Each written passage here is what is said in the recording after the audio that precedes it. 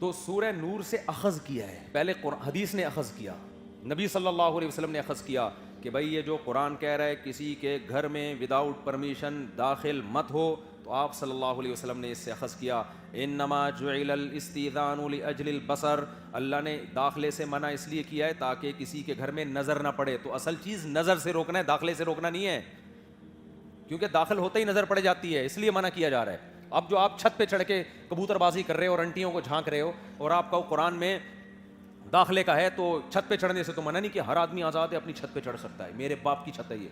ہم جب چھوٹے بچے تھے کسی کے پیسے گرتے نا ہم زمین سے اٹھا لیتے، وہ کہتے ہیں میرے پیسے تو ہم کہتے ہیں اللہ کی زمین سے ملے بھائی، ہمیں تمہاری پینٹ سے نہیں ملے،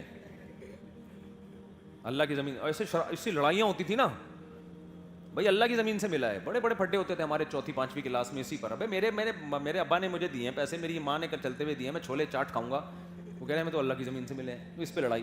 تو یہ بالکل ایسے ہی ہو گیا، ہم تو اپنی چھت پہ کھڑے ہیں بھائی، ہماری آنکھیں ہیں، میرا جسم میری مرضی، میری آنکھیں میری مرضی، یہ جو فضول نعرے چل رہے ہیں.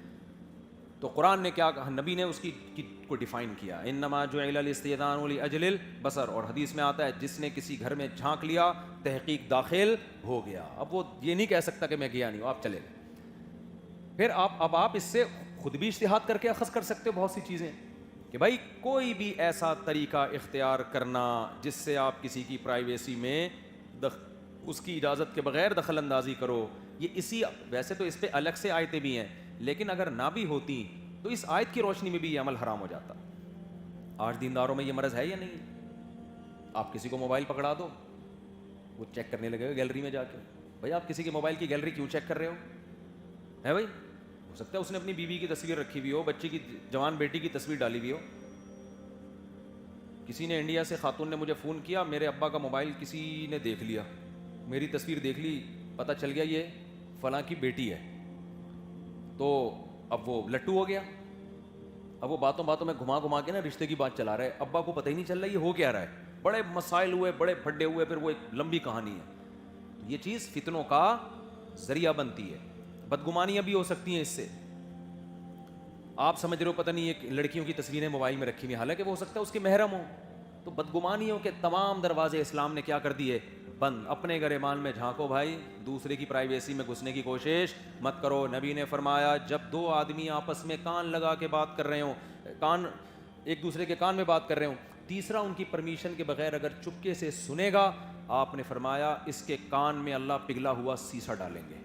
وہ اپنی پرائیویٹ مجلس کر رہے ہیں، کوئی خفیہ بات کر رہے ہیں، آپ کیوں گھس رہے ہیں ان کے بیچ میں؟ ہم نے علماء کے واقعات سنے ہیں کہ سو رہے نہیں، لیٹے ہوئے ہوتے تھے آنکھ بند کر کے، کوئی آیا اور بات چیت شروع کی، وہ آنکھ کھول کے بتا دیتے تھے بھائی میں سو نہیں رہا ہوں، میں جاگ رہا ہوں. ایسا نہ کوئی ایسی بات شروع کر دو جو مجھ سے چھپانا چاہتے ہو. اور ہمارے یہاں کیا ہوتا ہے، بھنا بن کے خراٹے لینا شروع کر دے گا. یار پتہ چلے ان کی باتیں ہیں کیا، آپس میں ان کی باتیں ہیں کیا. البتہ جہاں کوئی خطرہ ہو واقعی خطرہ ہو، پھر احتیاط کے لیے، جیسے ابراہیم علیہ السلام کے گھر میں جب فرشتے انسانی شکل میں آئے نا، انسانی شکل میں آئے، اجنبی تھے، بچھڑے کی طرف ہاتھ بھی نہیں بڑھایا، تو ابراہیم علیہ السلام کو خوف ہوا کہ کوئی دشمن نہ ہو. تو قرآن میں آتا ہے ابراہیم علیہ السلام کی زوجہ دروازے پہ کھڑے ہو کر بات سن رہی تھی. وہ کیوں سن رہی تھی؟ بھائی کوئی دشمن تو نہیں ہے، کہیں ایسا نہ ہو میرے شوہر کو نقصان پہنچا دیں. یہاں کوئی ایسا جان کا خطرہ، مال کا خطرہ ہو، وہاں تو مجبوری ہے، لیکن نارملی اس کی اجازت نہیں.